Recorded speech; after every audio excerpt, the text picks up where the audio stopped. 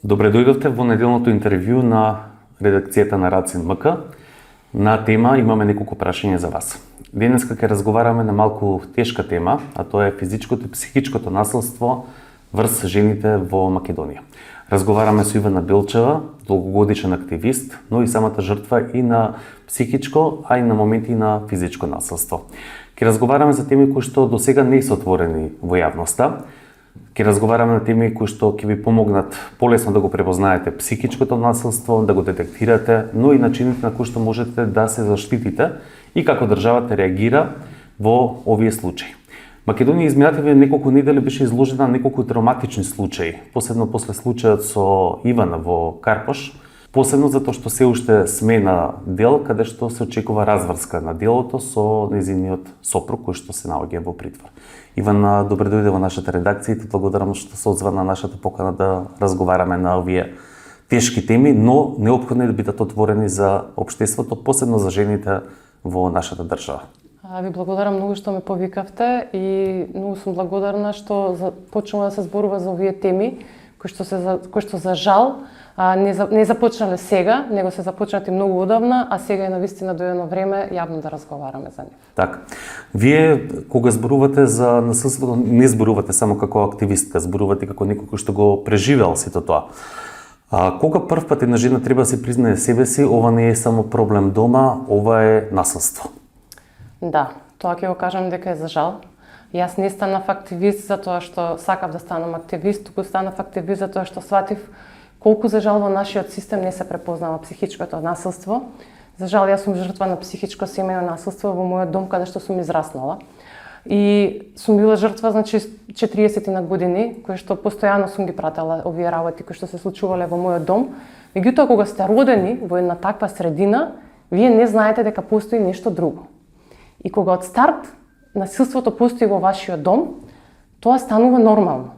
И нашето општество се има научено на нормализирање на насилството.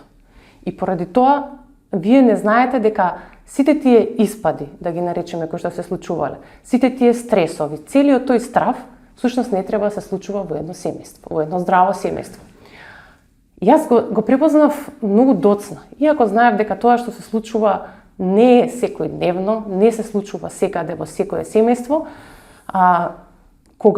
дури кога почна кај мене да се јавуваат психосоматски болести, тоа значи дека почна да ми се јавуваат цисти директно на тироидната и на бубрегот.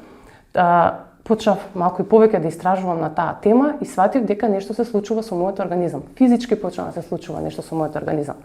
Тогаш сватив дека сите тие мои моменти каде што јас сум била премногу нервозна, каде што сум била премногу раздразлива, директно влијаеле на тоа све што јас сум го преживувала.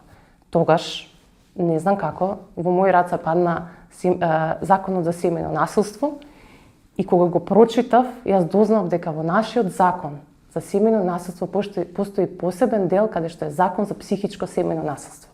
За жал, кога го прочитав, се препознав во делот на жртва и тогаш сватив дека ова што ми се случувало мене е казниво со закон. Значи не е нешто кое што јас сум го измислувала или кое што јас сум го замислувала, туку е точно во законот напишано дека е казниво. Така почна мојот процес, каде што јас прво се препознав, тоа беше најтешкиот момент да си признаете сама на себе дека сте жртва, бидејќи, знаете, ја никогаш не сум го живеела животот како жртва. Јас сум човек кој што секогаш се борел за себе, за своите права, сум била активна и се. Меѓутоа, кога една таква жена, која што била активна на сите полиња, треба да си каже себе си дека е жртва, тоа е најтешката борба и од тука почнува првиот чекор. Зошто? Зошто? Затоа што никој не сака да биде жртва. Ние секогаш сите сакаме да бидеме силни. Ние секогаш, дури во нашето семејство, ако едниот жртва, а другиот е сторител, едниот е послаб, другиот е посилен, ние секогаш сакаме да бидеме како посилниот. Никој од нас не сака да биде жртва. Зошто некој да не малтретира, зошто да живееме во страв? Ние сите сакаме да сме посилниот. Меѓутоа, од сакањето до можењето, тоа е еден пат кој што треба да се одвои, да се изоди, извинете. Дали сметаш дека ова е можеби дел од балканскиот менталитет и нешто што се нарекува трансгенерацијски пренос на траума. Апсолутно, апсолутно. За жал, ние бидејќи не можеме да се споредуваме во однос на целиот свет, него можеме да се споредуваме во Европа, со случувањата во Европа, нивото на свест на Балкан во однос на семејството и во однос на сите овие проблеми е многу ниско. И посебно на Балканот е премногу изразено семејното насилство, затоа што све се случува позади затворени врати. Нас секогаш ни кажуваат, барем мене во моето семејство, ни било наложено, нашите проблеми се само наши лични проблеми и не излегуваат од тука. Зошто? Сторителите имаат тенденција да ги кријат своите дела. Неговото дело ќе излезе ако јас почнам да зборувам. Ако јас се плашам и јас мислам дека мора да остане тоа сето дома, тоа останало дома 40 години. 40 години. Целото моје обкружување знаело дека ние живееме во тој систем дома. Меѓутоа, не нашле никогаш за сходно како сето тоа да се реши. Можеш ли пластично ова да го објасниш? Како се пренесува? Како функционира? Знаете како се тука мораме да сватиме како се одвиваат сите тие. Најпрво, многу често деца кои што се жртви на психичко или посебно на физичко семејно насилство, самите стануваат сторители на психичко и самите стануваат насилници. Но не мора да значи. Значи можно е и родителите, значи дома и да немало физичко семејно насилство, меѓутоа може да имало психичко насилство. Значи секаков тип на насилство кој што се случувало во домот е доцна, знаете како доаѓа тоа? Доцно препознавање на некоја психичка состојба на личноста која што е во семејството и оставање таа да се нормализира. Тоа станува. Дали може малку да го објасниме моментот на нормализација? Нормализација е непријавување. Нормализација е кога некој дома крши, фрла, ви се заканува, не ви дозволува, да фаќа за рака, за врат. Значи, да не зборуваме за физичко. Секој допир кој што вас ви предизвикува болка е физичко насилство. Заклучување во соба, изфрлање од дома. Например, има една многу лоша тактика која што ја користат сторителите. Бидејќи ако сте вие посилни од дома, јас имав тенденција секогаш кога се почнуваат тие кавгите кај мене дома да излегувам. Мене ми беше забрането да излегувам од дома кога дознаа дека излегувам од дома, затоа што ќе бидат другите два членови од мојата куќа избркани ако уште еднаш излезам. Ме разбирате, тоа се многу силни ментални игри. Да се разбереме, психичкото семејно насилство е многу високо ниво на интелигенција. Значи, тие точно знаат како да манипулираат на кој начин со вас. Во разговор со еден од нашите еминентни психолози, подготвувајќи се на оваа тема, точно ова што го кажавте претходно, вели вака: таквите луѓе ние ги проценуваме како високо функционални социопати со нарцисоиден дисордер. Што значи дека имаат високо ниво на интелигенција, висок IQ и точно знаат како да изманипулираат ситуацијата и од насилник да се претворат како жртва, а вас да ве обвинат за насилството. Се согласуваш ти со ваква констатација од твоето лично искуство? Баш тука сакам тоа да го додадам. Знаете, кога можеби на некој кој што не доживеал психичко семејно насилство или можеби кој што е таму, меѓутоа не е точно сигурен дека се наоѓа во таа состојба. Сторителите на тие дела не го прават тоа 365 дена во годината. Так. Тие точно знаат како да ве дигнат високо и знаат како да ве пофалат, знаат како да ве стават на пиедестал, знаат како да ве величат, а во истиот момент тој кој што ве величи и ве става на пиедестал знае толку многу, бидејќи ве познава и ги знае вашите слаби страни, точно знае каде да ве погоди и да ви го одземе, ја тоа го кажувам, да ви го одземе тлото под нозете. Мокта ви ја одзема. Значи, вие се осеќате во тој момент немокни. Значи, некој кој што треба да ве заштити. Вие кога сте во еден дури во партнерски однос, вашиот партнер треба да ве заштити. Значи, ние развиваме односи кај што треба да имаме здрави односи каде што сме среќни во врските, а не да имаме односи каде што сме зависни. За жал, ние се повеќе гледаме односи и љубов која што е условена и односи кои што се зависни. Значи, тука е главниот проблем. Ајде малку за тоа да поразговараме за условена љубов. Ако разговараме за љубовта, значи, што значи безусловна љубов и што значи условена љубов? Во една партнерска врска, за да биде таа здрава, мора таа да има безусловна љубов, што значи дека треба да има комплетна абстиненција од контрола. Контролата, и прифаќање. Не, и прифаќање. Значи безусловноста, значи вие сте се залюбиле во одреден човек. Вие не сте присилени да бидете со него во врска, помеѓу вас имало хемија. Значи тоа се развило, тоа било убаво. Меѓутоа вие после одреден период решавате дека вашиот партнер не е идеален.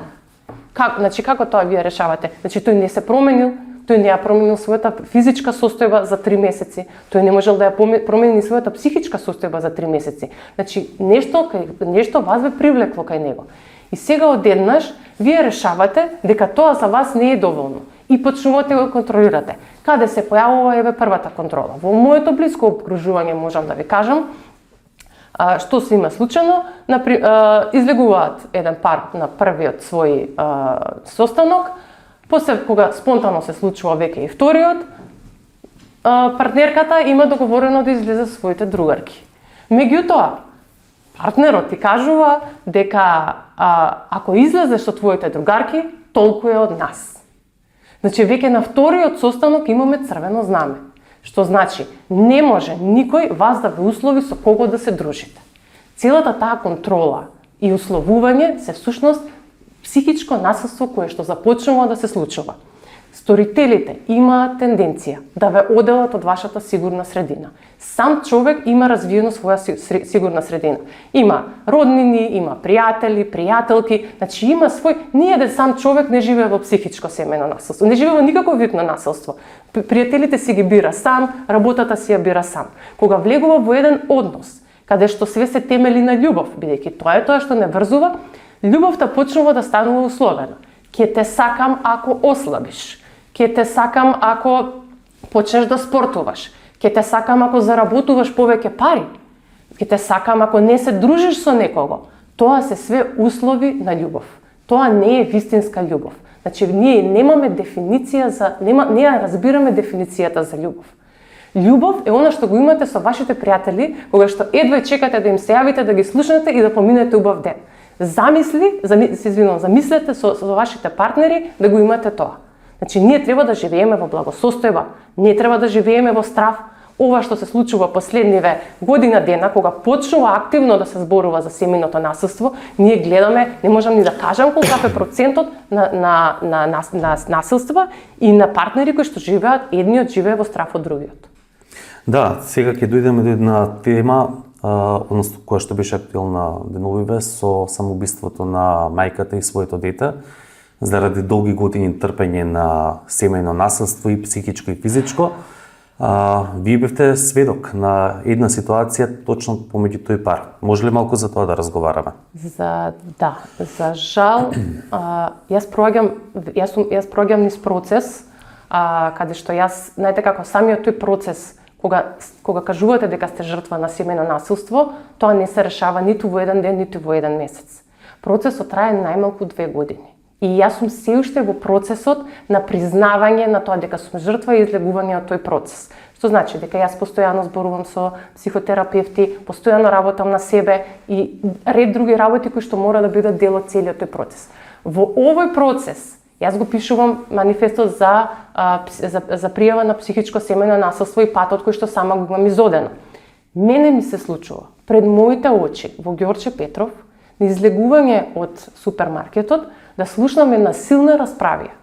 Значи тоа беа двајца партнери веројатно кои што маж и жена, кои што многу се расправаа, беше тоа многу вика, меѓутоа симптоматично беше плачот на детето. Знаете како, ние не сакаме да се мешаме кога некој се кара. Таква ни општеството, си ги оставаме луѓето на страна, нормално се кара. Не е моја работа. Да, не е моја работа. Меѓутоа, тука беше плачот на детето кој што беше многу силен и не беше, дури не знаевме што се случува, толку беше силно. Како што се приближивме, јас и уште една госпоја, како што се приближивме кон парот кој што се караше, тогаш се случи физичкото, прв пат јас го видов физичкото насилство, каде што мажот ја нападна жената. Бевме веќе многу близко, Стојанче и за Ивана, да, веќе можам да ги кажувам по име.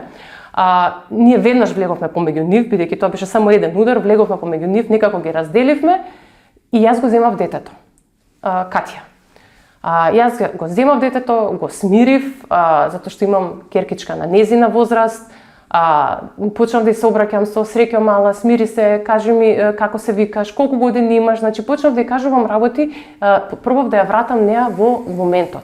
Бидејќи девојчето беше толку исплашено што кај неа не можеш, не знаев дали може самата таа да му одбие, затоа што може да би мислеше дека јас ја зимам и ја тргам од незините родители. Јас ја гушнав и ја тргнав некои 2-3 метра од местото за да ја смирам. Во тој момент јас успеав да го смирам девојчето. Бидејќи успеав да го смирам и престана да се тресе, јас ја вратив кај родителите, бидејќи претпоставував дека се родители, и ја прашав кои се овие луѓе. Она рече, ова е мајка ми, ова е татко ми. Во тој момент, кога ги кажуваше кој помеѓу нив повторно настана конфликт, кој што повторно имаше физички напад, меѓутоа беше посилен и беше повеќе удари имаше, тогаш јас ја викнав полицијата. Го спуштив детето од раце и ја викнав полицијата. Како што ја викнав полицијата, тие ми рекоа во ред, доаѓаме за некој, не знам, 20, доаѓаме во најбрз можен рок, нормално не кажаа време, ме прашаа за локација. Тогаш таткото го зема детето, Стојанче го зема детето во тој момент, го прегрна, продолжи да го смирува. Јас тогаш знам дека станав многу нормално вознемирена, почнав него да му викам дека тоа ова што го прави, дека сум јас активист за семејно насилство, дека ова што го прави не е против законот, дека ова не смее да се случува. Тој не реагираше никако на мене, беше следен, бидејќи веќе имаше доста луѓе околу нас кои што стоја. Го зема детето и бидејќи веќе полицијата беше викната, тој со детето во рака си замина.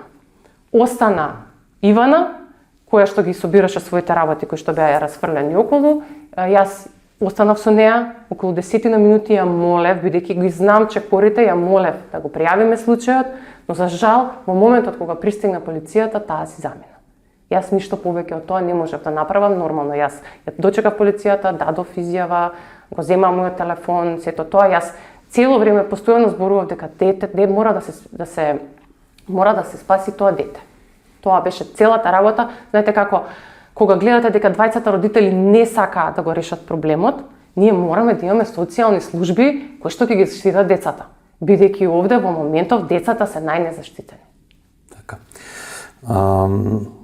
Која е твојата лична проценка? Во јавноста се појави веќе податоци од кога или известна јавност искочи министерот на пресконференција кажа дека 10 кривични пријави имало против Стојанче. Реакцијата ја кажа како било со Ивана, дека заминала. Сметаш ли дека можеби едноставно не им верувала на институциите и решила дека не може да ја сега повторно пријавам, ако веќе 10 пати пријавам и сето цело време едното исто се случува? Знаете како, ние немаме систем за пријава. Вие ќе отидете во полиција, ќе го пријавите случајот. Ќе ве викнат на информативен разговор, нели, едниот и другиот. Едниот ќе ја каже едната страна, другиот ќе ја каже другата страна. Во случаите на Ивана, она и дури ја повлекувала пријавата, бидејќи тоа сега со законот од 2026 година во јануари се промени, веќе не може да ја повлечете пријавата за физичко семејно насилство. Таа дури ја повлекувала пријавата. Ивана била во состојба на страв. Состојба на страв е многу тешка состојба. Тоа сакам да ве прашам, бидејќи имате искусено и видено, како може да го дефинирате, бидејќи Македонија е judgmental, нели? Да. Многу сакаме да судиме, да се правиме паметни, имаше одвратни коментари на социјалните медиуми. Меѓутоа, никој не може да влезе во менталната матрица на жртва. Вие имате таа ментална матрица, зошто се повлекува жртвата? Оној кој што не бил жртва на насилство, значи насилство не е нешто, имаме насилство кое нешто се случило еднаш. Некој бил во тепачка, некого го тепале, некој некого тепал и тоа е нешто што се случува еднаш. Ова што се случува во семејното насилство се трауми. Ние разговараме за трауми кои што се случуваат долг период. Кога една жртва е многу долго време изложена на насилство, физичко и психичко, се менува конструкцијата на психата. Таа е во многу тешка состојба. Најчесто се во депресивни состојби. Значи, депресивната состојба е кога не можете да излезете од своето минато. Депресивната состојба многу често е проследена и со анксиозна состојба, а тоа е дека имате цело време идеја за лоша иднина. И вие сте во постојан микс измеѓу моето лошо минато и мојата лоша иднина. И вие не гледате излез од таа ситуација. Тоа се состојби на умот, кога знам дека кај нас многу сакаат да судат и тоа е многу лесно да кажете дека не може така, тоа е состојба на умот каде што умот се затвара. Ние не знаеме, умот е совршен механизам. Затварањето на умот е негова заштита. Тој сака да се заштити. Значи, бидејќи веќе не може да го издржи менталниот склоп, кај што некој те сакам, па не те сакам. Ме разбирате вие да сте постојано во една ситуација каде што јас 3 месеци те сакам, па еден месец не те сакам, па уште 3 месеци те сакам, па 2 месеци те тепам. Па тоа е она што го зборувавме на почетокот околу манипулацијата. Да, значи нема умот ние имаме тенденција како човечки битија постојано да бидеме во работи кои што ние сакаме да бидеме во работи во кои што се повторуваат и ние сакаме да бидеме во односи каде што се континуирани. Замислете вие на работа, 3 месеци да работите, па 1 месец да не работите, па 3 месеци да чистите од вашата работа треба да чистите на улица, па да се вратите, па 3 месеци да бидете на директорско место. Дали ќе знаете што работите вие? Значи, вашиот мозок не може да направи повторување, значи вие секој ден го живеете денот како еден. И сега вие не знаете дали денес вашиот партнер ќе стане на лева нога или вашиот партнер ќе биде во добра состојба. Се будите со анксиозност. Кога се будите со анксиозност или со депресија, вашиот организам лачи адреналин, што значи тоа е борбена состојба. Моето тело било во постојан адреналин, затоа што не знаело кога ќе се активира агресијата на татко ми. Агресијата на татко ми не се активираше кога некој има сериозен случај. Тој можеше да дојде дома и од ништо да направи. Зошто е сунгерот на одредено место? И од сунгерот на одредено место целата кујна беше искршена. Ме разбирате? Значи, сакам да ви кажам, кога се наоѓате во таква состојба, јас од постојано лачење на адреналин, заради од тоа ми се имаат вклучено и 2 цисти. Ми се активно уклучени само заради постојано лачење на адреналинот.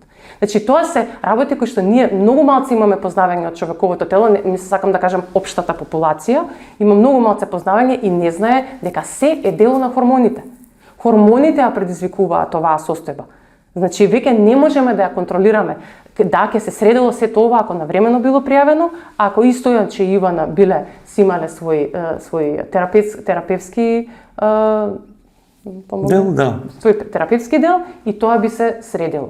Меѓутоа сега од овој аспект веќе, значи дојдено е до точка на вриење. Така. Дали во причината за тоа што жртвите толку често молчат, се повлекуваат или се враќаат кај насилникот? Срамот од општеството, нефункционалноста, како можете да го процените тоа? Тоа е, знаете како, тоа е состојба каде што жртвата всушност не се сака себе си. Таа нема развиено слика за нејзината вредност. И таа е зависна од таа врска. Затоа што многу често и самите сторители велат ти си ништо без мене. Ти си никој без мене. Значи јас сум тој кој што тебе те прави човек. Ти зависиш од мене. Мојата мајка беше апсолутно зависна од мојот татко. Таа не можеше да замисли да се раздеме. Не можеше и јас и сестра ми имаме молено таа врска да заврши, било каде да се преселиме, таа не можеше да излезе од таму.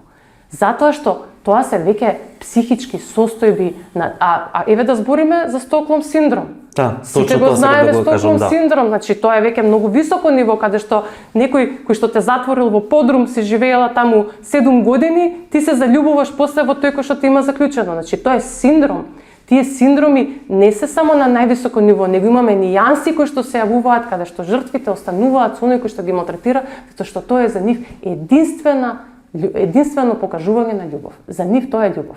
Так. И многу е тешко, кога ќе ги спомнам повторно трансгенерацијските преноси, затоа што и децата после Јас ја доживував љубовта како онаа љубов која што татко ми ја даваше на мајка ми. И јас влегував во врски кои што беа психички и физички, имав и психички и физички контроли. Така. Ајде тука да дојдеме до една тема, кога едно дете сведочи на сите овие работи и состојби во домот. Како тоа се рефлектира во неговата заедница? Како функционира понатаму децата? Имаме се почести пријави на булинг, на насилство, врсничко насилство. Сметате ли дека сите овие работи се помеѓу себе поврзани? Детето како единица е пример на нашето однесување.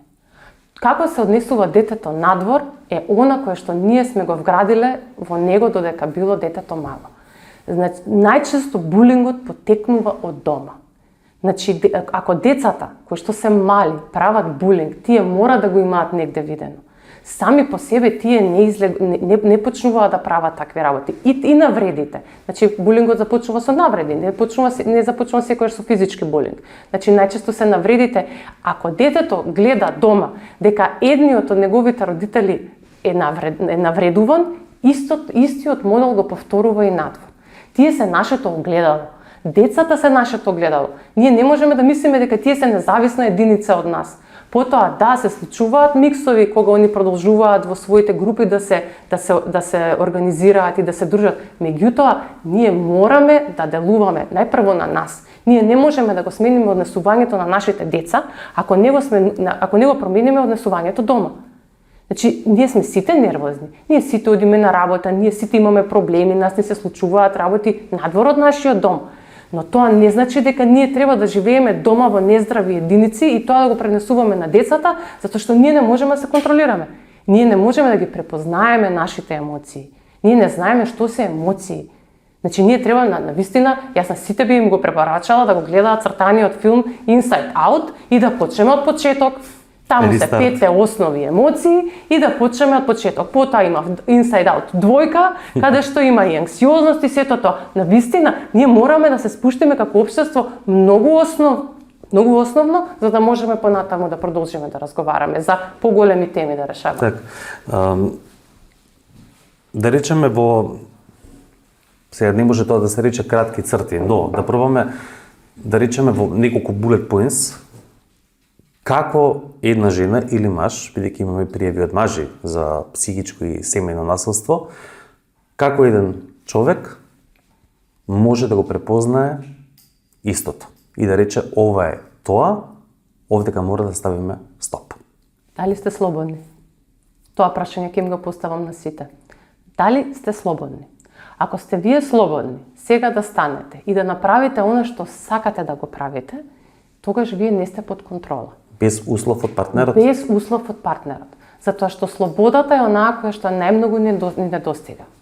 Тоа е тоа кое што не можам да ги дефинирам сите начала на контрола. Значи ја не знам каква све контрола постои. Значи јас можам од лично искуство да зборувам. Меѓутоа, ако вие не можете да комуницирате со одредени луѓе, ако вие не можете да излезете од дома кога сакате, ако вие морате да се пријавувате каде сте, што правите, тоа е тивка контрола. Тоа се вика тивка контрола на една личност. Значи, вие сте цело време под некаков надзор и вие не сте слободни. Тоа е првата рамка која што ќе ја дадам, како да се препознаете. Добро. Дали сметате дека во ера на дигитални медиуми, следењето на дигитални медиуми, заеднички профили, давање, разминување лозинки е исто тип на контрола? Тоа на вистина нема потреба да се случува. Значи, ние сите мораме да имаме наш индивидуален свет. Значи, вие, како што кажав и претходно, вие сте развиле, пред да бидете со тој партнер, вие сте развиле некакви односи. Вие имате односи со некои други луѓе.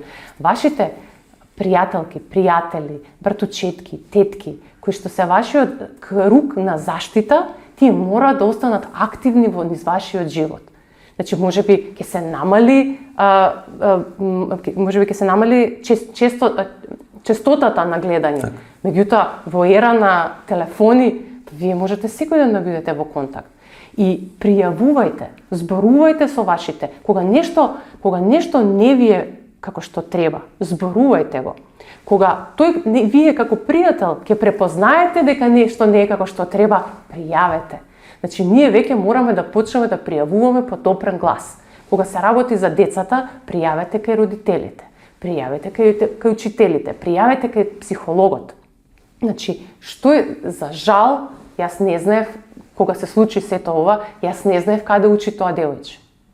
Да знаев каде учи, верувајте ми дека јас ќе отидев таму. Меѓутоа, јас се што имав после Случката беа иницијалите. Да.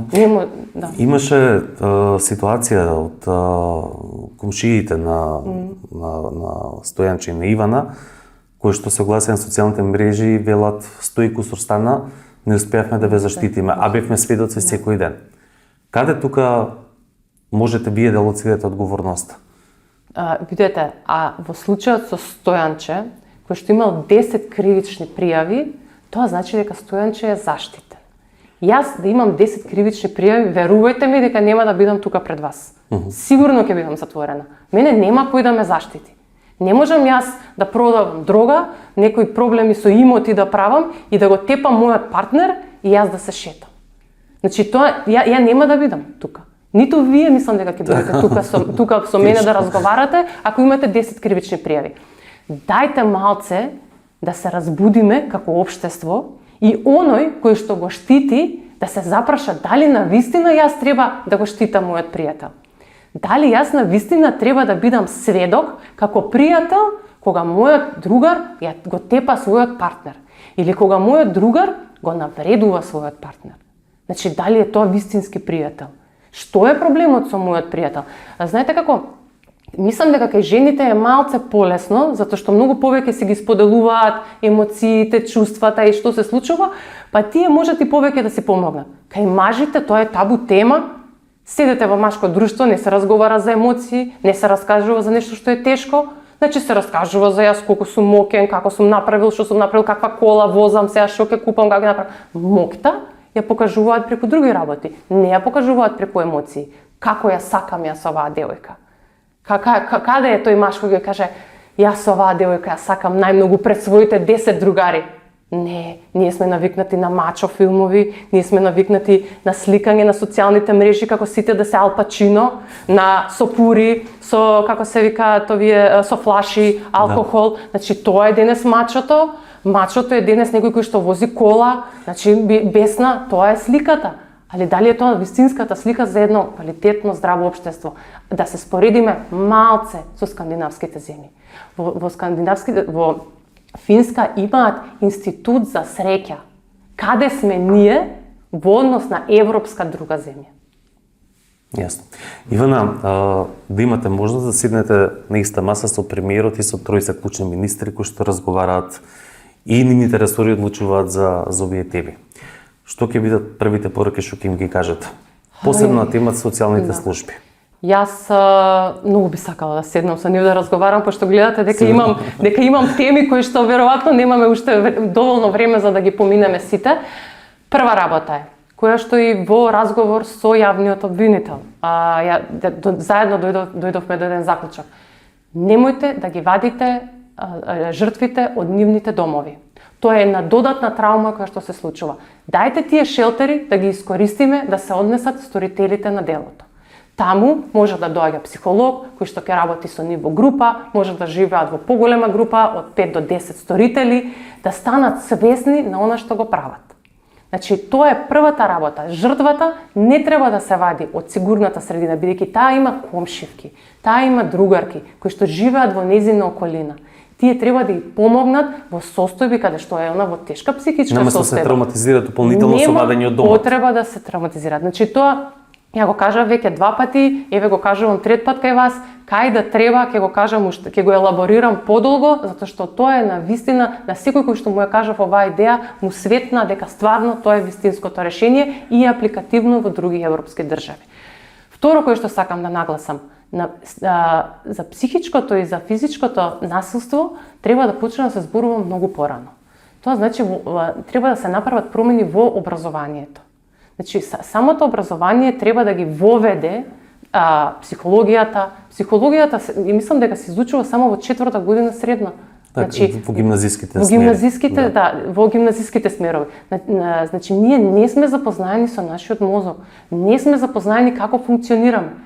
Потоа етиката. Како се однесуваме кон другите. Кој што проба во моментов да ја извадат од наставната програма. Како се однесуваме со луѓето. Дали сме ние луѓе? Еве сакам на сите професори кои што се во образованието да им зададам една тема. Што правам јас да бидам човек? Знаете, кога децата ќе ви одговорат што е за нив човек, ќе видите до каде сме, на кое ниво на општественост сме. Дали сум човек ако купувам некому подарок, или дали сум човек ако сум помогнал на некоја маче и сум оставил, значи емпатија.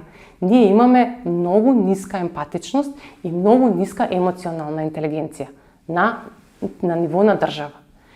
И третата работа која што би сакала да им ја кажам е да се во сите институции треба да работат луѓе кои што ја сакаат и кои што ја знаат својата Зборувате работа. за социјалните служби. Посебно за социјалните служби. Ако почнеме да зборуваме, нашиот социјален систем е многу слаб.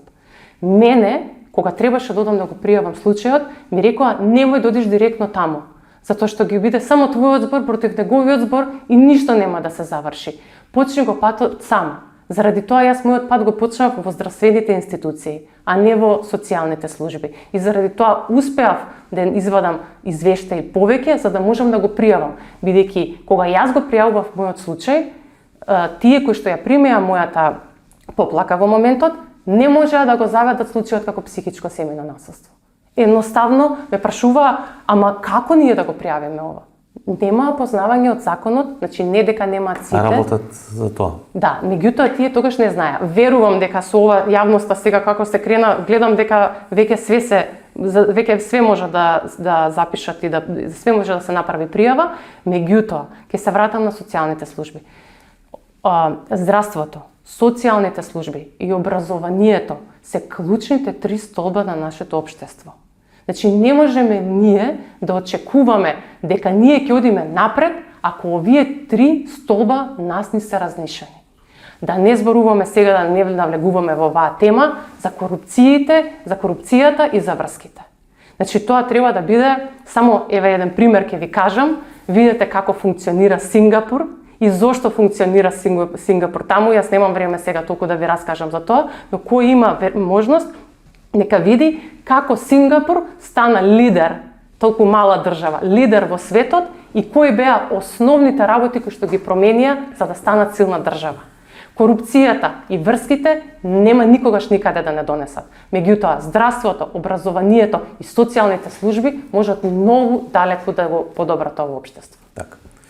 Ивана, ви благодарам за разговорот. Ова е тема опширока која што може со денови да се разговара, за жал, на овие тешки теми. Ви посакувам многу успех во понатамошната борба, во вашата желба да го промените нашето општество на подобро. А на сите гледачки и гледачи на Рацин МК сакам да ви порачам дека нашата редакција останува тука и отворена за сите ваши ситуации, доколку можеме да помогнеме, стоиме на вашата страна секогаш. Ви благодарам. Ивана, благодарам уште еднаш. Благодарам многу за поканата.